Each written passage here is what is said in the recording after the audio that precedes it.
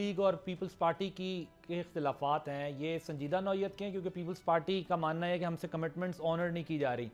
دوسرا مجھے یہ بھی بتائیے گا کہ کیا آپ لوگ نہیں سمجھتے کہ اگر پیپلز پارٹی اور نون کمفرٹیبل نہیں ہیں تو آپ پولیٹیکل فورس کے طور پر انیشیٹ کر سکتے ہیں کہ بھئی ہم بڑھیں آگے یا پیپلز پارٹی کے ساتھ چلیں یا کسی دوسری پارٹی نون کے ساتھ چلیں, کچھ چلیں آگے کریں, یا آپ یہ جو گورننس پہ پالیسیز پہ بلاول کی جو تنقید ہے پی ایم ایل این پہ آپ اس کو سپورٹ کرتے ہیں کہ ٹھیک ہے درست ہے؟ دیکھیں غیر فطری اتحاد جو ہوتا ہے نا اس میں بڑے پرابلمز آتے ہیں, اور یہ دیکھیں سیاسی اتحادوں میں یہ چیزیں چلتی رہتی ہیں. اگر ہم نے اقتدار لینا ہوتا تو اقتدار بھی ہمیں مل جاتا, پیپلز پارٹی کے ساتھ ہم مل کے بنا لیتے حکومت, لیکن وہ نہیں کر سکے. نہیں مطلب اگر ہم چاہتے تو بنا سکتے تھے نا پیپلز پارٹی کے ساتھ مل کے. پیپلز پارٹی نے تو آفر کر دی تھی, تو ہماری طرف سے انیشیٹو نہیں لیا گیا نا. تو بہرحال اقتدار مسئلہ نہیں ہے. یہ دیکھیں اس ملک کو مشکل سے کیسے نکالنا ہے. اب تو سارے بڑے بڑے جتنے بھی, پہلے تو ایک پارٹی ہوتی تھی, اب تو دونوں جتنی سینئر پارٹیاں ہیں دونوں وہ مل کے حکومت چلا رہی ہیں.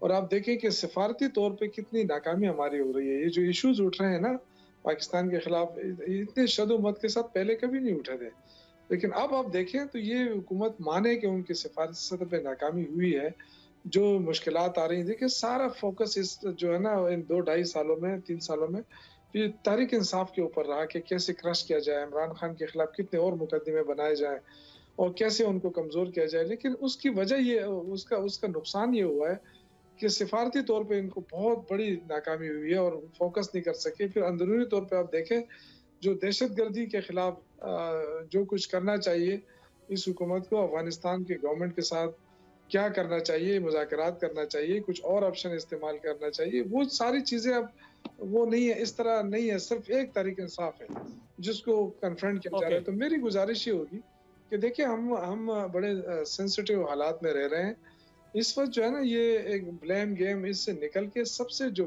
بڑا فوکس ہے وہ یہ کہ ملک کی سلامتی کو کیسے یقینی بنایا جائے اور کیسے ہم اپنی فوج کے ساتھ کھڑے ہو جائیں کہ دہشت گردی کے خلاف جنگ جو ہے اس میں ہم ان کے پشت پہ کھڑے ہو جائیں ایک قوم بن کر, جس طرح پہلے انہوں نے دہشت گردی کو شکست دی تھی پھر دوبارہ دیں.